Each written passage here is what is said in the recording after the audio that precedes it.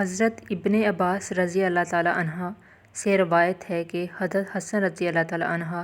اور حضرت حسین رضی اللہ تعالیٰ عنہ ایک مرتبہ بہت بیمار ہو گئے تو حضرت علی رضی اللہ تعالیٰ عنہ اور فاطمہ رضی اللہ تعالیٰ عنہ نے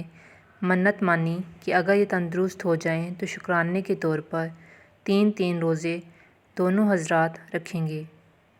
اللہ تعالیٰ کے فضل و کرم سے صاحبزادوں کو صحت ہو گئی۔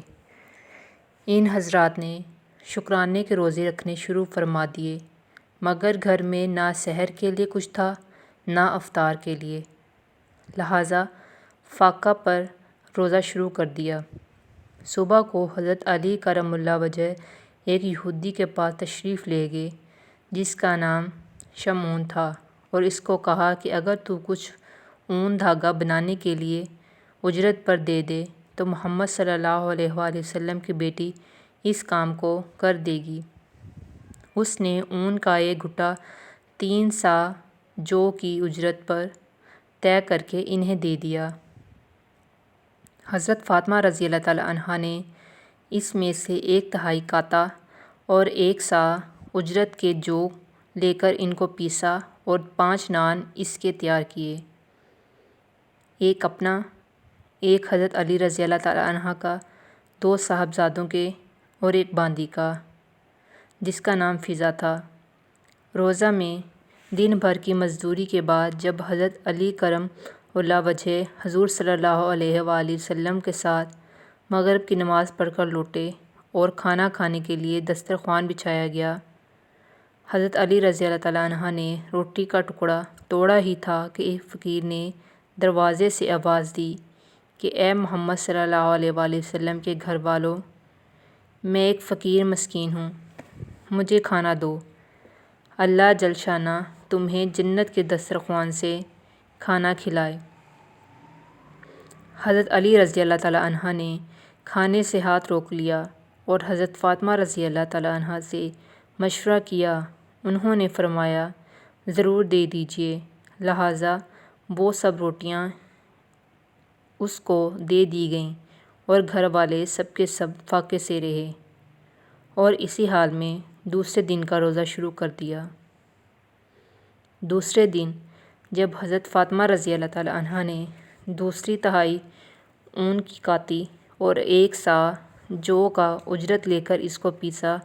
اور روٹیاں پکائیں، جب حضرت علی رضی اللہ تعالیٰ عنہ حضور صلی اللہ علیہ وآلہ وسلم کے ساتھ مغرب کی نماز پڑھ کر تشریف لائے اور سب کے سب کھانے کے لیے بیٹھے تو ایک یتیم نے دروازے سے سوال کیا اور اپنی تنہائی اور فقر کا اظہار کیا۔ ان حضرات نے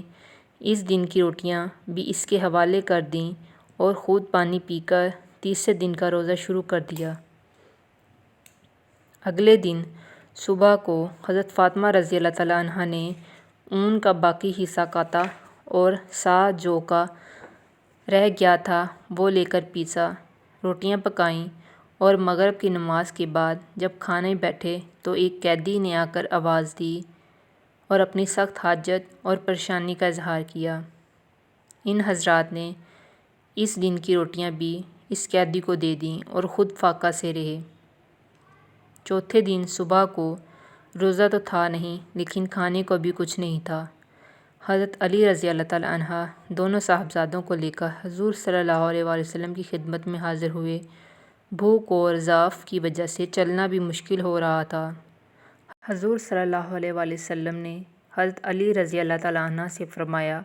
کہ تمہاری تکلیف اور تنگی دیکھ کر مجھے بہت ہی تکلیف ہو رہی ہے، چلو فاطمہ رضی اللہ تعالیٰ عنہ کے پاس چلیں۔ حضور صلی اللہ علیہ وآلہ وسلم حضرت فاطمہ رضی اللہ تعالیٰ عنہ کے پاس تشریف لائے۔ وہ نماز پڑھ رہی تھیں، بھوک کی شدت سے آنکھیں گڑ سی گئی تھیں اور پیٹ کمر سے لگ گیا تھا۔ حضور صلی اللہ علیہ وسلم نے ان کو اپنے سینے سے لگایا اور حق تعالیٰ شانہ سے فریاد کی۔ اس پر حضرت جبرائیل علیہ السلام سورہ دہر کی آیات جن کا ترجمہ یہ ہے کہ اور باوجود یہ کہ انہیں خود طعام کی خواہش اور حاجت ہے، فقیروں اور یتیموں اور قیدیوں کو کھلاتے ہیں، لے کر آئے اور اس پروانہ خوشنودی کی مبارکباد دی۔ ہر ظرف نہیں ہے اس قابل بن جائے غم جاناں کا امین، سینے سے لگا لو دیوانو یہ درد بمشکل ملتا ہے۔